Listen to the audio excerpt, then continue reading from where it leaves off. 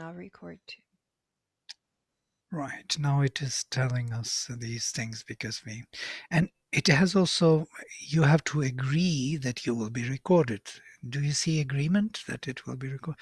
You Do see, you? it's Where? for people who are not arranging this meeting. You are arranging, so it is fine for you.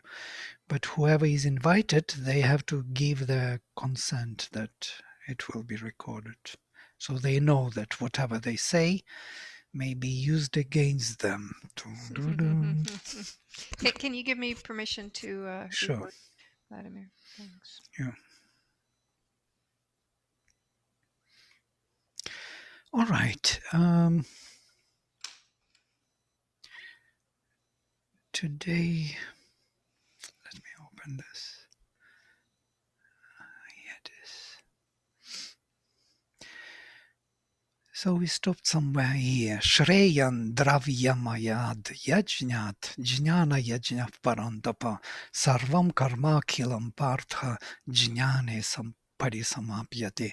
And I was telling you that I will speak a little bit on Swadhyaya because Swadhyaya is jnana yajna.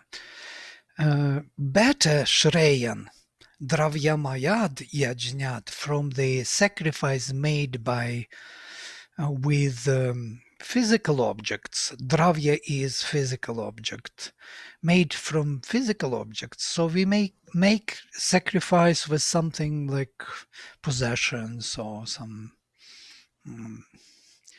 material sacrifice, so to say. Give money or give, properties. So better than that is jnana yajna, sacrifice done by knowledge.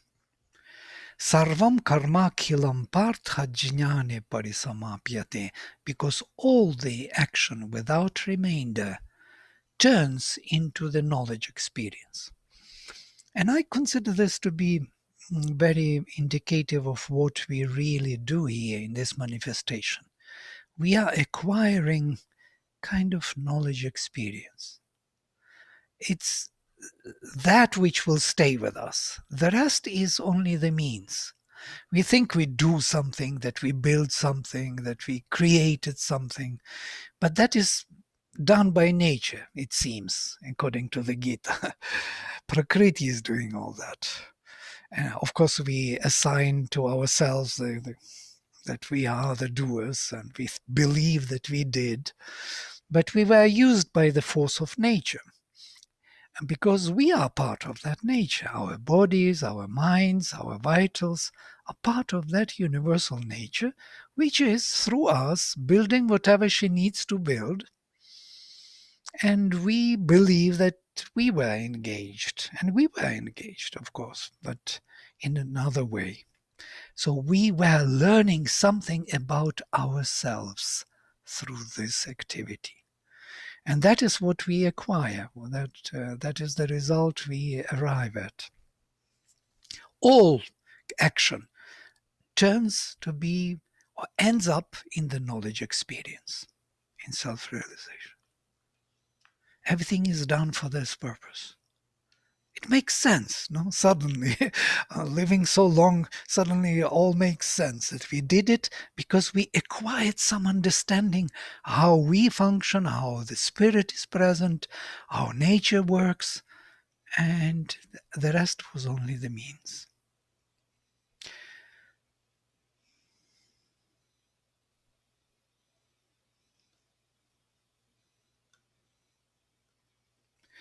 Tadvidhi pranipatena pariprashnena sevaya upadekshanti te jnaninas tattvadarshinah. Recognize that by humble questioning, so by questioning and by service, pariprashnana sevaya, the man of knowledge who have seen tattvadarshina, who saw the truth, the true principles of things, tattvas, jnanina, who realize themselves, will give you this knowledge. Upadekshyanti, they will instruct you they will introduce you to this knowledge experience. Yajñatva na punarmoham evam yasyasi pandava. Yena bhutanya shishyani asheshani drakshyasi atmani athomai. We have read this already, I think. Possessing that knowledge, thou shalt not fall again into the mind's ignorance, O Pandava. For by this thou shalt see all existences without exception in the self and then in me. It's also an interesting gradation. First you will see Atmani in yourself, Drakshyasi, you will see Atomai, and then in me as the Supreme. All the becomings, Bhutani, Asheshani, without remainder. All the beings and all the becomings will be seen to you in yourself and then in me as the Supreme. So what is that Swadhyaya? What is that Jnana Yajna, which is better than any other type of sacrifice? We spoke enough on the sacrifice. Sacrifice is the means of offering everything what we are to the higher consciousness in us. So how it could be done by jnana, by knowledge? And then he will say about jnana, here there are a few more verses I will read and will come to my small article on Swadhyaya. Apiched asi papebhyah sarvebhyah papakritamah sarvam jnana plavenaiva vrijinam samtarishyasi. And even if you were the worst, the lowest among the sinners, so to say, the greatest doer of sin beyond all sinners, thou shalt cross over all the crookedness of Vrijinam. This is a Vedic word which means crookedness and also sin. We have to dwell on this word a little longer. The crookedness of evil in the shape of knowledge. So even if you would be the lowest of the low, with the boat of knowledge, you can cross the ocean of sin, as it were. So it's quite interesting. It's such a high esteem for knowledge. Knowledge, as Sri Aurobindo translates jnana as self-realization. It's not the knowledge, some kind of information or, kind of intellectual knowledge or some know-how. It is rather a self-realization where you arrive at yourself, where you find yourself, that true intimate connection with your true being. Once it is realized, by that you can overcome every possible sin. And it doesn't matter then on the surface you were totally sinful and the lowest of the low. Doesn't matter. And one of these great beings was Valmiki. You remember he was a robber and a killer in the forest, in the woods.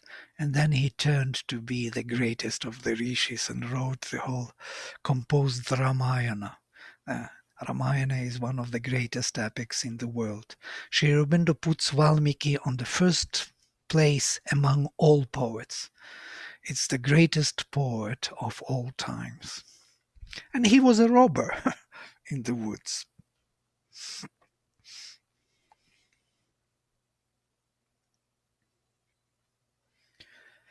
Yathai dhansi samidhognir bhasmasat kurute Arjuna jnanagnih sarvakarmani bhasmasat kurute tatha. As the fire turns to ashes all the fuel, in the same way the flames of knowledge or self-realization burn to ashes all the actions. So basically all the activities were only the means. by which nature was building up something and giving us knowledge experience.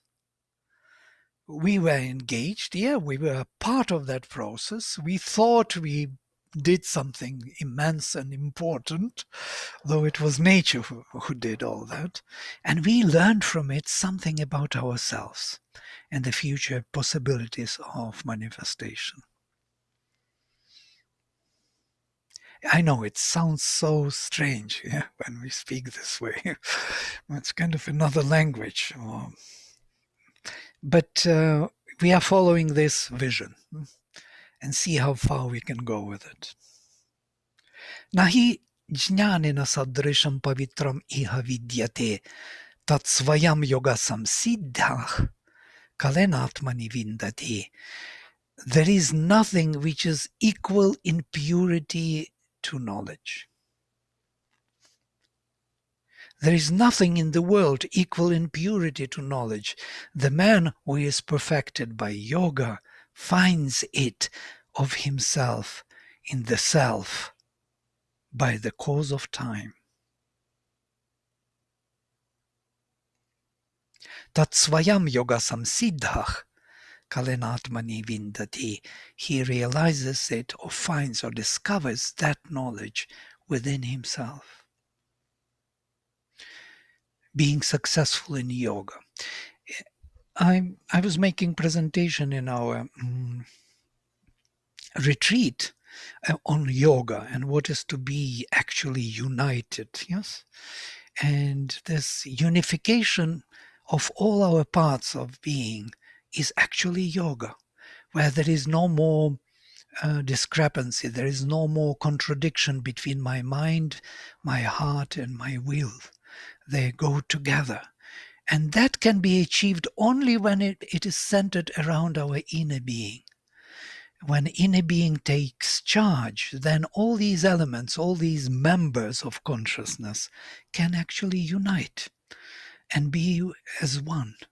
Heaven and earth equal and one. So that can happen only when there's some inner truth is reaching out to the surface. So that is the knowledge which makes unification possible. And this yoga samsiddhah, the one who realized or succeeded in uniting himself. Many times we translate yoga as union with the divine. Yeah? And it is understood, by me it was understood many times, and it is totally proper understanding. I'm not saying it's not. But how to achieve that union with the divine? The result of that union will be the unification of all our members also. And that's exactly where what I wanted to say. We can start also from there, that we want to be true to our word, to our mind, will, heart, that they will be one. That there would be no difference between what I will, what I want, what I think, and what I feel in the heart. If I achieve that kind of unification of my members, it will be much easier for me to be truthful to myself and to discover my inner being. It's quite obvious, you know. How else it could be? So the one who succeeds in yoga by himself, with time he discovers in himself this knowledge, which has no equal in the world in purity. Shraddhavan labhate jnanam tatparav samyatendriyaha jnanam labdhva param shantim achirenadhi gacchati. And the one who has faith, Shraddhavan, who possesses that faith within the heart. Shraddhavan, interesting word. Shraddha, the one who establishes the heart, whose heart is being established, as it were, who possesses the establishment of the heart. He realizes himself. He gets the knowledge. Who has faith, he has conquered and controlled the mind and senses, who has fixed his whole conscious being on the supreme reality, he attains knowledge. And having attained knowledge, he goes swiftly to the supreme peace.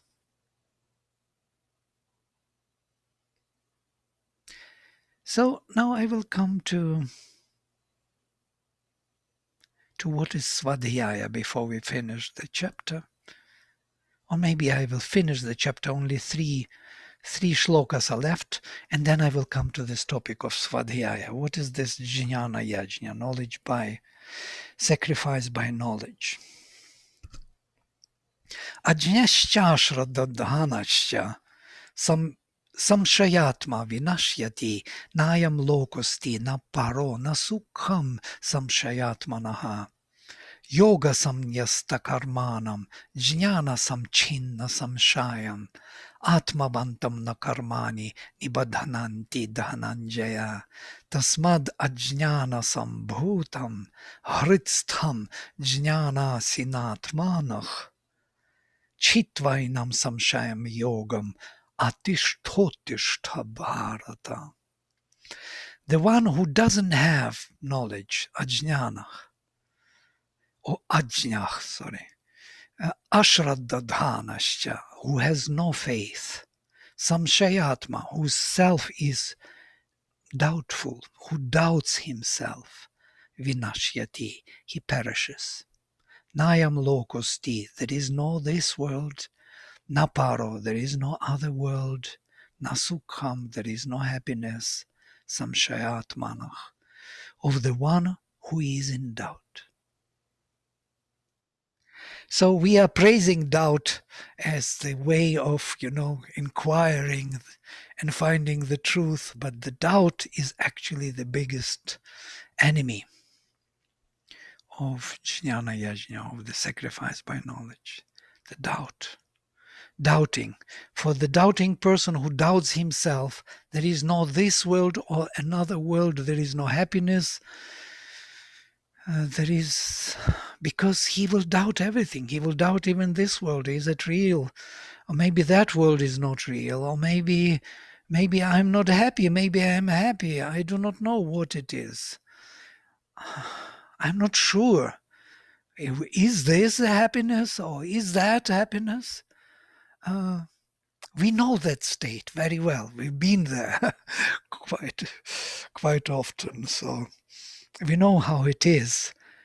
That when everything becomes like one undifferentiated way of not knowing and doubting and asserting things which are not true and doubting things which are true, kind of imposing on ourselves the veil of doubt and uncertainty.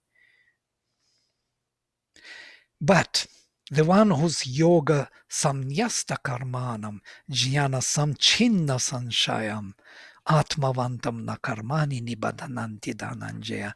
Or Dhananjaya, the one who cut all the actions by, how to put it, who destroyed all doubt by knowledge and has by yoga given up all works and is in possession of the self, is not bound by his works. So the karmani, the activities of nature, do not bind him, do not create consequences for him. Karma, the law of karma, does not work for him anymore.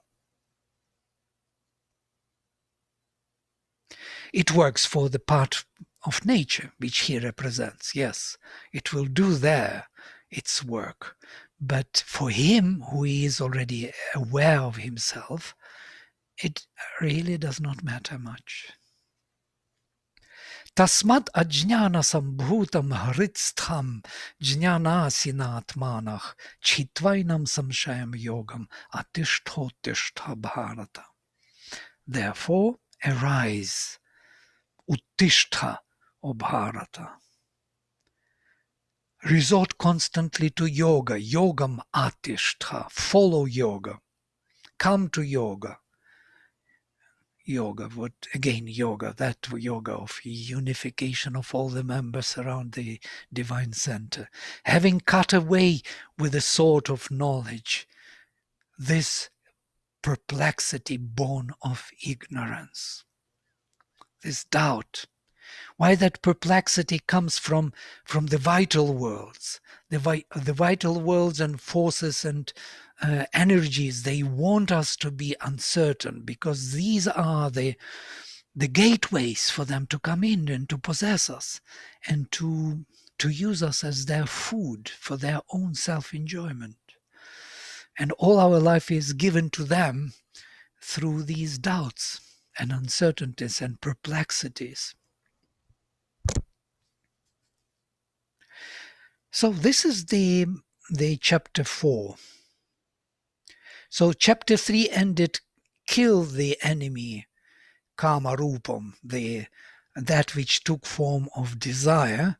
Third one says, kill the enemy which has the form of doubt. Stop being doubtful. Believe in yourself. Remember who you are. Trust yourself.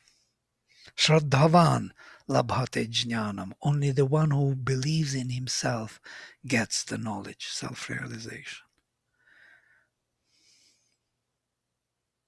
Well, one may say that that can be also egoistic sense of aggrandizement or some kind of, but it is not that. It is something deeper, truer. Okay, now I stop here. If you have some questions to the text or the ideas in the text, so please let us discuss this first before I go to Swadhyaya, because it's a big topic and very interesting in a way.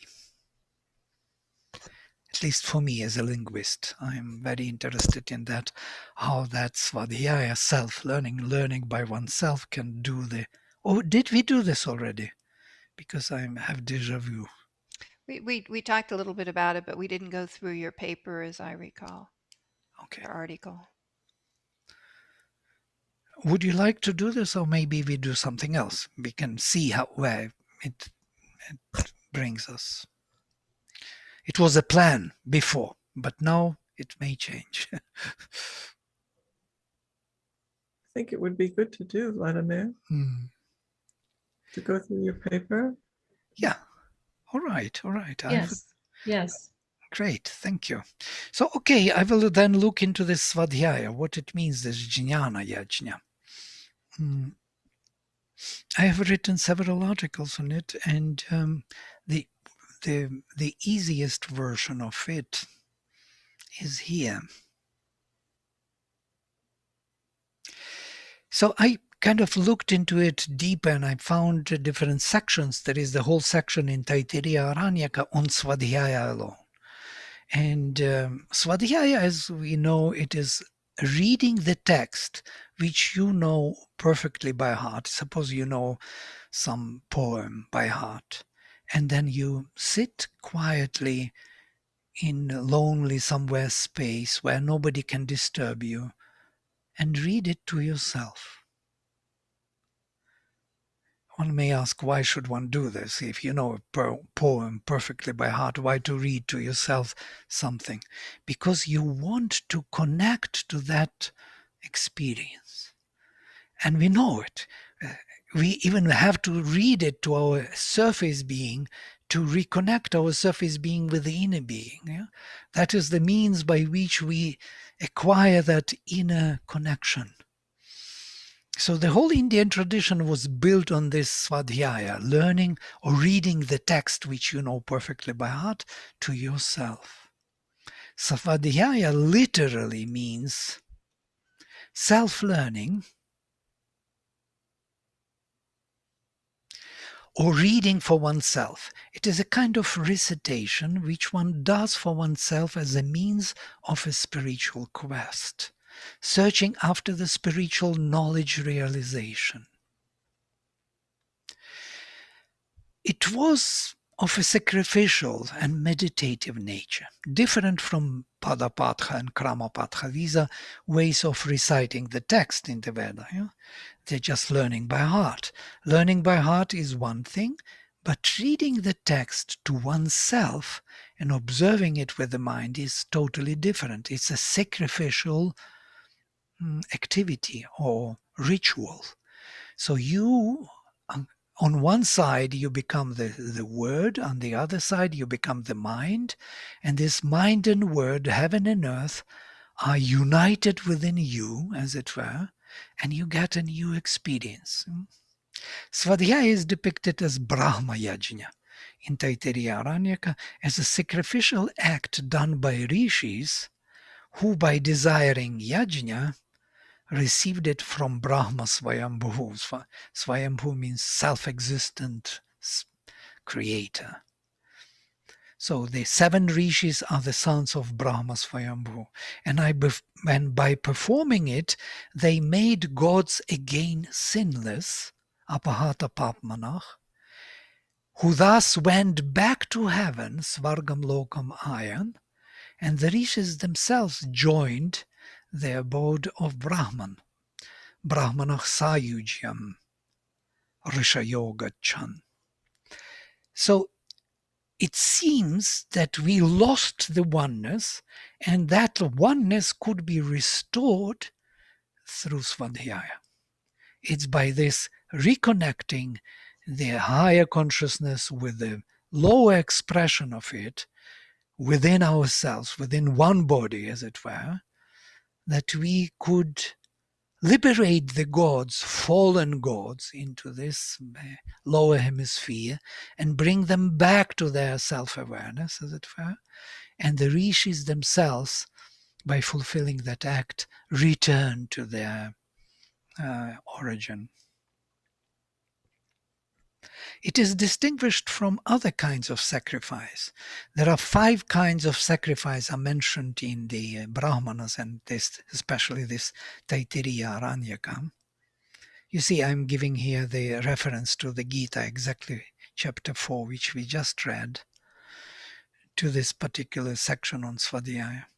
So 5 great Mahayajnas, great sacrifices, are defined in this way. When one reads for oneself even one verse from the Rig Veda, 5 Mahayajnas are Deva Yajna, Pitri Yajna, Bhuta Yajna, and Manushya Yajna, and Brahma Yajna. So I can translate. Deva Yajna is the sacrifice to the gods. Pitri Yajna is sacrifice to the Pitris, to our ancestors. So there are 2 major groups of spirits which are guiding us in this manifestation. One is the Devayana and the gods, the higher powers of our consciousness. The other group of spirits is Pitris, ancestors, who actually brought us to birth through taking care of us being born here in the physical body, and we have to pass it forward through our genome to our children, grandchildren, and so on. That is our duty, as it were, to keep up with the evolution of consciousness. So these 2, we must support them by offering to them whatever we are, whatever we have, whatever energies, thoughts, feelings, possessions we have, we offer to them. So these would be the 2 sacrifices. Bhuta Yajna is another very interesting sacrifice. Bhutas are the spirits of nature. There are many spirits which are not connected to us directly.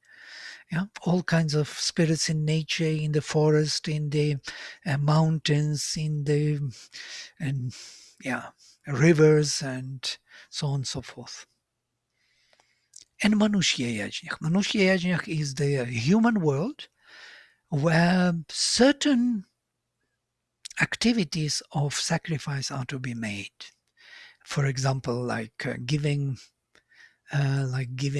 food to the bhikshus, or giving offerings to the temples, or giving some donation to the school. These are the Manushya Yajnas, to support the human world to exist. Bhuta Yajna, to support the world of nature to exist. And Pitri and Deva Yajna is to support two paths which constitute our being here. That means our mind, life, and body, embodied here, Pitri Yajna, and our spiritual development, Deva Yajna. That's it. That's all, the whole set. And there is one more, Brahma Yajna, which is considered to be the highest. And this is what they say about the Brahma Yajna.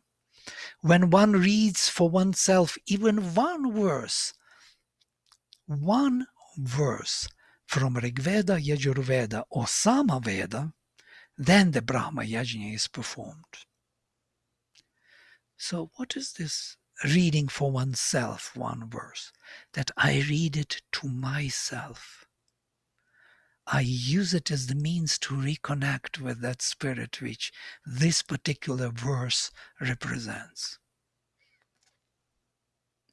Like we read Savitri for ourselves, or Sri Aurobindo.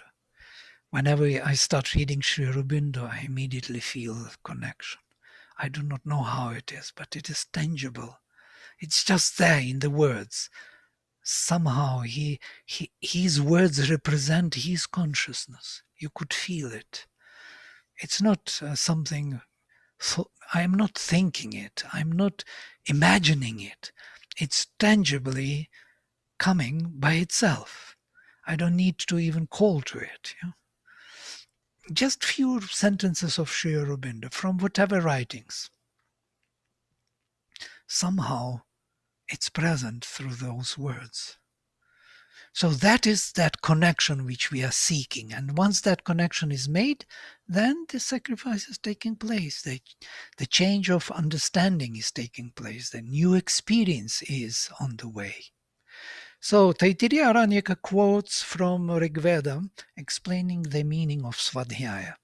Richo akshare parame vyoman yasmin deva adhi vishve nishedo yastanna veda kim richa karishyati ya ittad viduh te ime samasata. This is another word to unite, samasata. Iti. The sacred verses are in the highest heaven. So these verses which we recite are actually in the highest heaven. They are vibrating there. They are actualizing, activating those forces of consciousness which are connected to us through the word, where all the gods abide. He who does not know that, what is he doing? What is he going to do with the sacred speech? Why to read hymns at all, if you do not know that you are activating the higher powers? Those indeed who know that, they are perfectly united, composed. They become composed because they activate the higher powers of consciousness, which allow suddenly mind to be silenced, the body to be harmonized and open, and the vital becomes full of joy and bliss and joins the mind willingly. So all these parts, members of consciousness join on the ground or the background of this higher consciousness. And then it says, later text says, Yavatir vai devataha taha sarvaha veda vidi brahmane vasanti. All the gods as they are live in the Brahman, in the person, priest, who knows the Vedas.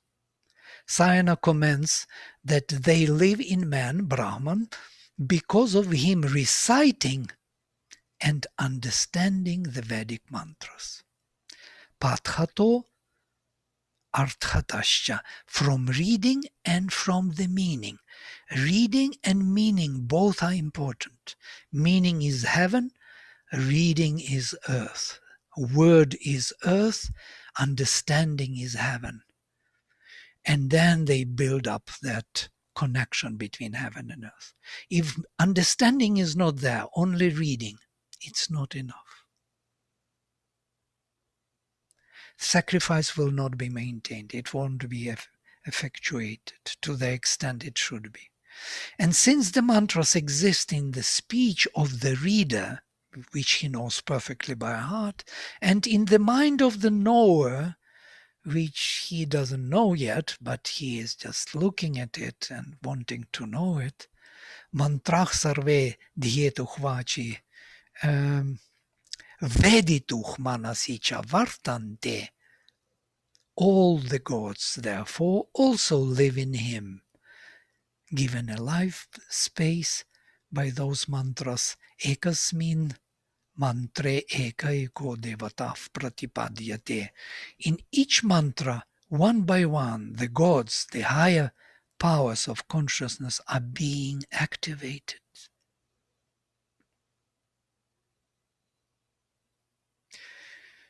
This is something interesting. We know it somehow. We didn't know that it was so kind of, it is explicitly explained to us with details, yes, in that particular framework of that culture. But we know this. That's why we like to read the poems which we love again and again. And we feel again emotional about it, especially me. I can be very emotional about the verses which I know so well already, so many times read. Gita is read all my life with me, and still I'm reading, and still I'm getting somewhere, some new, because through these verses I reconnect to that state of consciousness, and that is new. That is always new, always fresh, always true. It's not that the verses are new, but the reconnection, the understanding of them is different, because it's a different context, different time, different perspective, different entry, different moment in time and space. And when this reconnection is happening in different moment in time and space, it's always authentic, always fresh, always new word. That's what the Veda says, that the word has to be always new, fresh, straight. They speak about straightness, that Aryan is seeking the straightness. You remember that word of originum I was telling, crookedness. And the crookedness is the word which was true before, but no more true now, because I am using it as a formation of the past. I am not using it as the means to reconnect to the truth. I do not seek the reconnection. I seek the authority of the power of some religious dogma, which I want to impose on myself and others and to get out of them something else. Yeah? I am not looking for reconnection with the higher. And that's where Swadhyaya plays this role. Yeah? We have to understand what for we learn these verses. Otherwise, if we use them as dogma, then they are playing just the opposite role. They become the obstacle to know the truth. Useless, heavy burden, convention, which doesn't lead us anywhere. Makes sense? So we have to always recover the truth. Every time we have to reconnect. And if you don't feel that fresh connection, that means we just didn't do what was right to do. It was useless to do it, actually. Okay, I will stop here. That was all on Swadhyaya and Jnana Yajna, why it was the most important. And on this, the whole Indian tradition is built. You can see it, why they learned this by heart. They all want to know the text by heart because they have now the means to really reconnect with the spirit. Whether they do it or not, it's another matter, but the means are there, so they can always use it.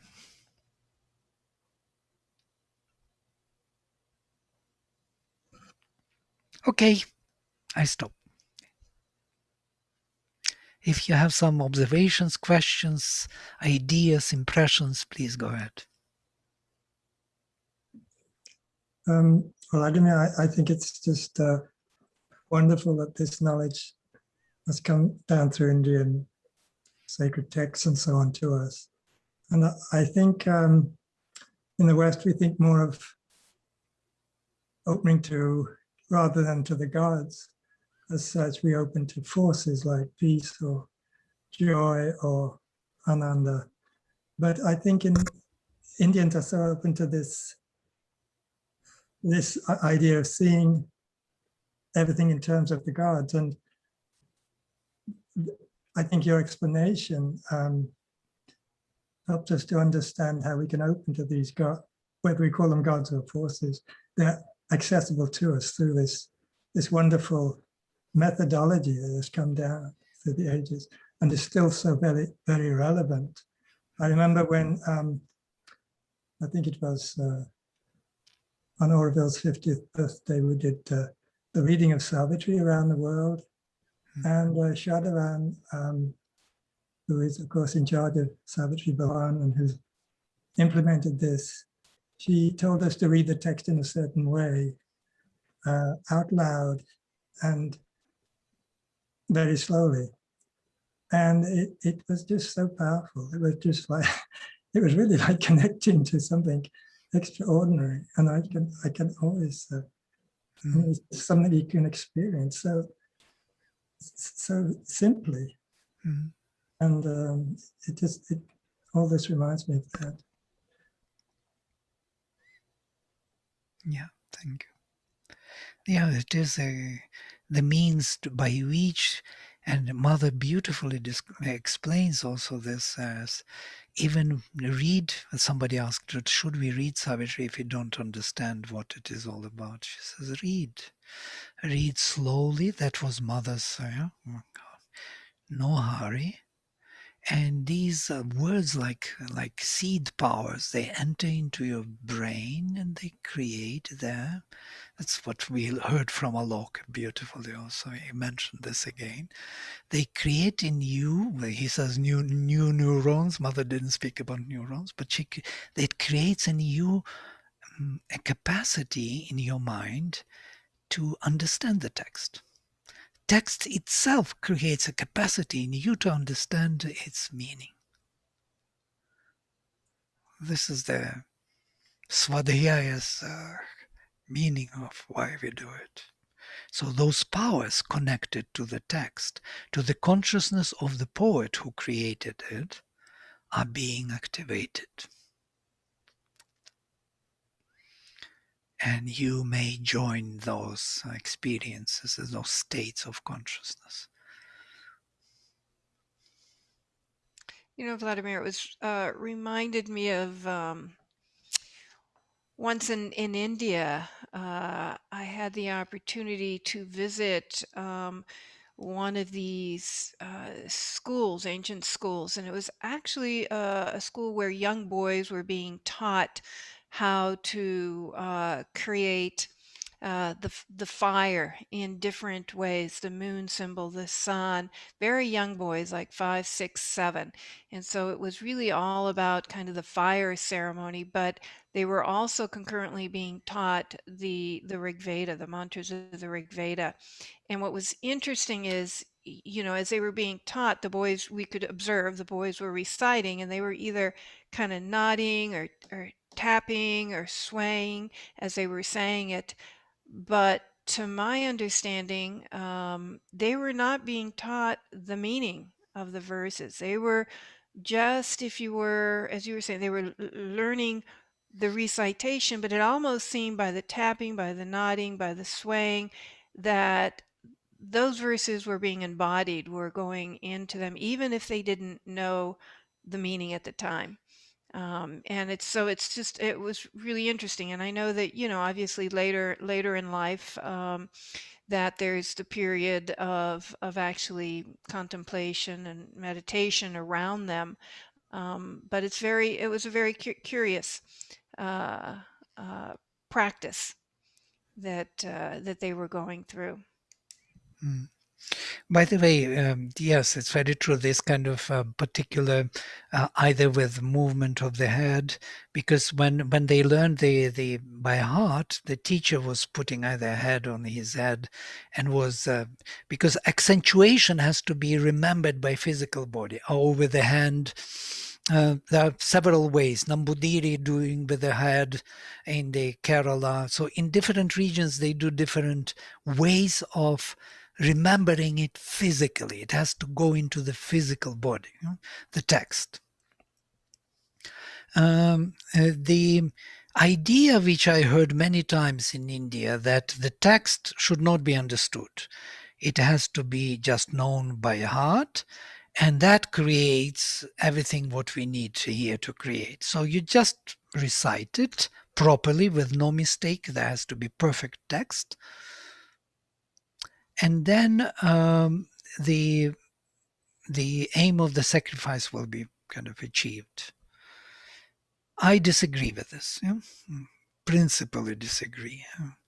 I don't believe that. Otherwise, we can switch on any mantra on the, on the tape recorder or a CD or anything, and then it would be done. I don't think sound is enough, and that's what Sayana says. Sayana is the greatest ritualist in India, the greatest. He is totally on the ritualistic side. Even he says that's not enough. What is necessary, understanding of the text and the text, perfect. Both are to be there. We have to understand the grammar, what is being said, not something esoteric understanding, but the text, the language. If the language is not understood, then it's like nice abracadabra. So it has to be understood. Of course, I can put some nice syllables together which will make a great impression, of unknown language to you, and recite it with passion that you would feel the presence of some kind. But it won't be that. It won't be that revelation. It won't be that true connection to oneself. So I think both are necessary. The mind, the meaning of the sentence, and the sentence both have to go together. And then the mind should not interfere with forming the meaning. It should not interpret the text. It should only observe it.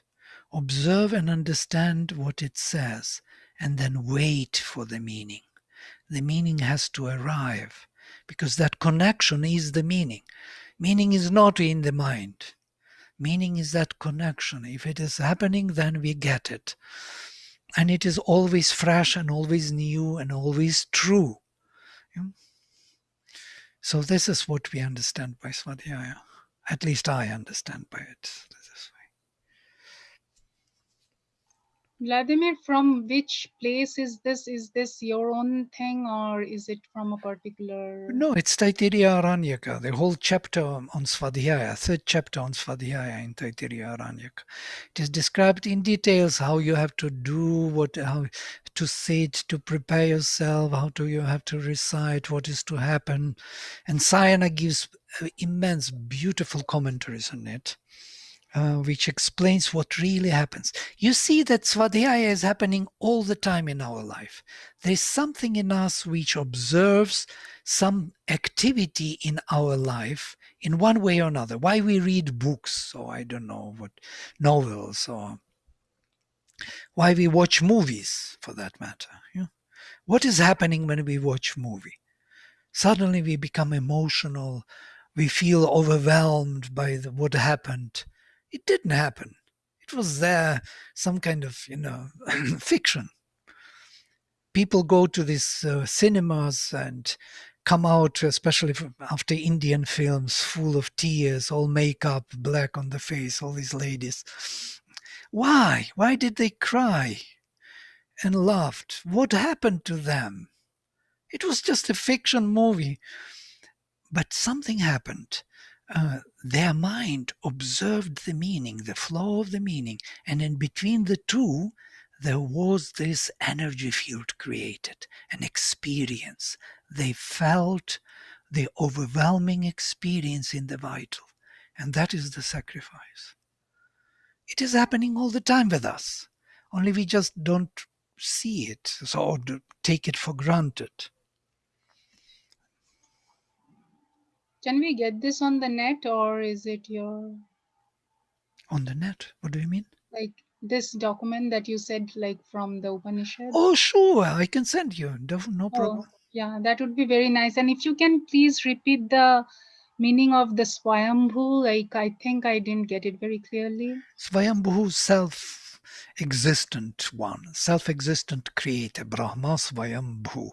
Swayam, by oneself, Bhu, who he is, existent, self-existent.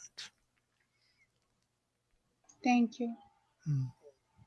You know, you can actually maybe post it, Vladimir, on the Mighty Networks Yeah. for people. And you can see also how the, for example, Natya Shastra describes the beginning of Natya Shastra is the drama, yes, how to do drama. It's because dramatic art is exactly that art of Swadhyaya. How they describe it beautifully, that the first drama was created by man for the gods as the audience. The audience was the gods.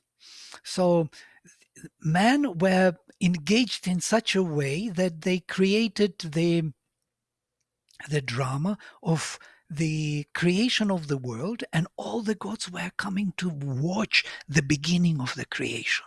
They were so thrilled. So the presence of the divine powers was so overwhelming when they were doing this ritual. It's a particular ritual to create that drama, so to say, of creation. So the gods become the witness. They are all witnessing what is happening and interacting with us, bringing those energies into us. And then what happened, and the description goes, then slowly men started to come and people to watch. And so the exchange went from the gods with performance to with performance and people, horizontal. And the exchange of energies took place through people. And if you ask actors, they will describe to you this flow of energy. If the connection is not there, they cannot even play. They cannot act. They need that flow. They need to know how they are perceived. They need to know to what depth. And on that witness, on that audience, depends the quality of performance. Amazing. I know it as a teacher for many years. On the quality of the group of satsang depends the level of connectivity to the truth of the topic. We know this. It is constantly here in all forms. So it's quite interesting that drama and the highest rasa, the highest bhava of drama, of Natya Shastra, there are many bhavas like hasya, humor, when you are laughing, you are joyful. There is sadness and so on, fear. There are many rasas, bhavas.